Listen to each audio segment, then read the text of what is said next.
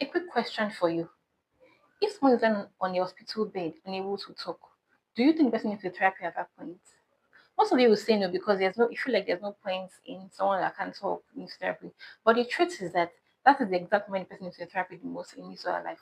And I'll talk about that in a particular video. No one is too sick or too weak for physiotherapy management.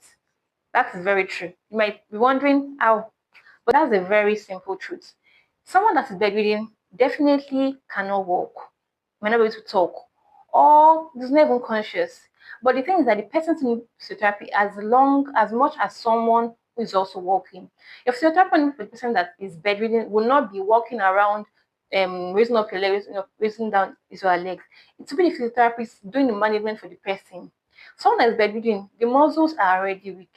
Because the more you lie on the bed, give it like 2 to 3 days, the person starts having muscle degradement, degeneration. Imagine you've been down with malaria and you cannot get up from the bed for like 2 to 3 days. After your muscles, after like that 2 to 3 days, your muscles start getting weak because you're not using them. They're just there, not doing anything. It's that simple so-called act can lead to muscle weakness. Now imagine someone that never understands his or herself on the hospital bed. He or she is not moving the muscles. So what will happen? Number one, the muscles will start becoming weak. The joints will start becoming stiff, leading to pain. Lungs also might start collapsing, or infections can start setting in, and then that can lead to pneumonia. Different things can happen to the body system at that particular point. But someone that is bedridden, understand that the person needs to be helped by physiotherapist. So what the physiotherapist do for the person?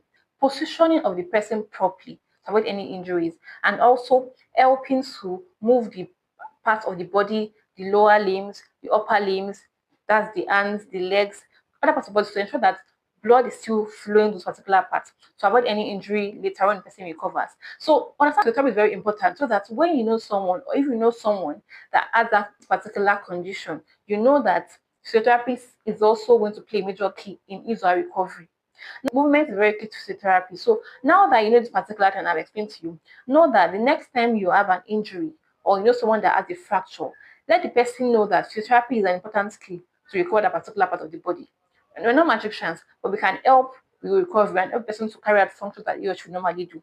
The same thing with someone that has a stroke, someone that has any surgery that involves movement, anything movement, the physiotherapist, let me say specialty. So as much as you can talk to people about this, talk people around you about particular thing and let people know that they can get help with their movement today. And that will be in particular video. Don't forget to like this particular video. Don't forget to share. Don't forget to comment. And don't forget to subscribe. And I'll see you next time. Until then, bye.